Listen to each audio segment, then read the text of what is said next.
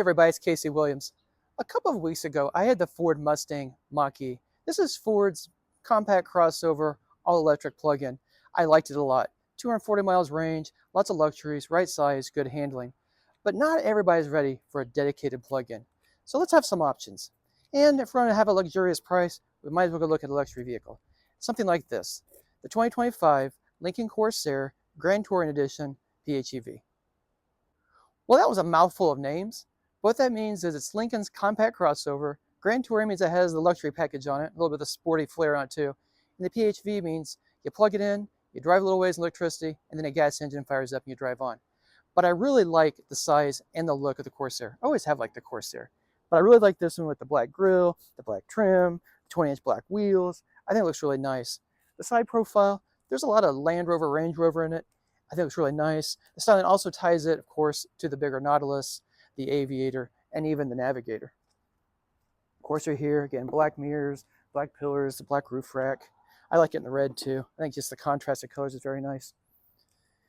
You'd be, if you didn't know Lincoln today, you'd be really surprised this is a Lincoln. It looks very European, looks very classy, but there's enough chrome, enough details. I think you also know it's American.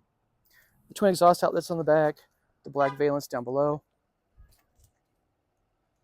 Power hatch. It's also foot operated, so if you get your hands full, you can get right into it. Plenty of space for luggage back here. Again, a lot of times crossovers this size, the space back here gets really tight. It's very narrow. You can also extend it. You got split fold rear seats. You can fold them down. Get lots of luggage in there. Get all your camping gear in there. Get your kids' cello in there. Whatever you need.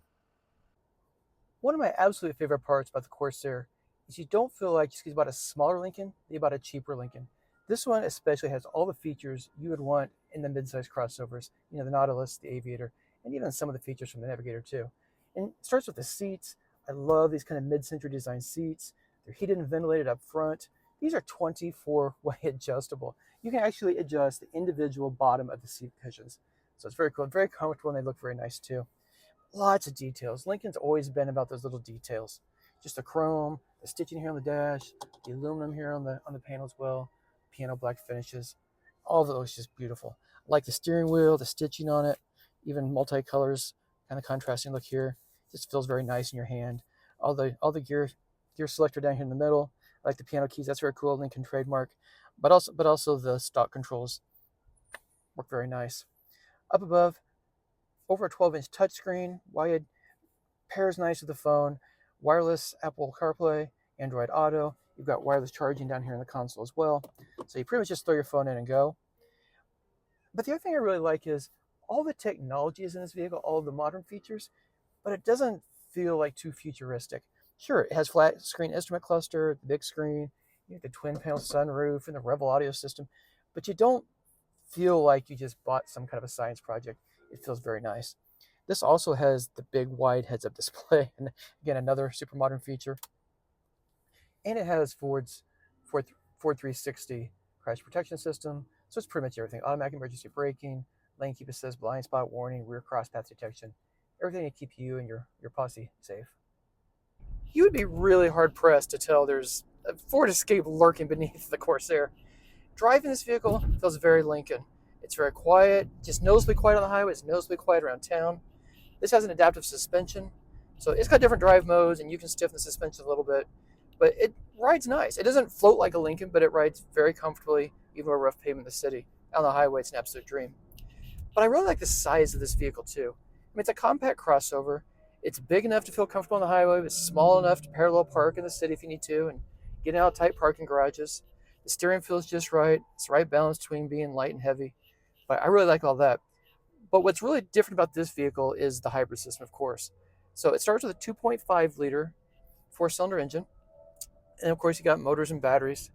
So plug the vehicle in, and you can go, they claim 27 miles all electric. My experience this week's been more like kind of 20 miles in the city. But still, 20 miles all electric. So if you're making a quick run to the office, run errands on the weekend, it's basically an electric car for all that. Fuel economy is outstanding. So all in with the plug-in, you're looking at about 76 miles per gallon equivalent. But if you're not plugging in, it's more like mid-30s when you're driving in hybrid mode. But I've really enjoyed driving it. It's really quick, it's really smooth, and it's just been a lot of fun.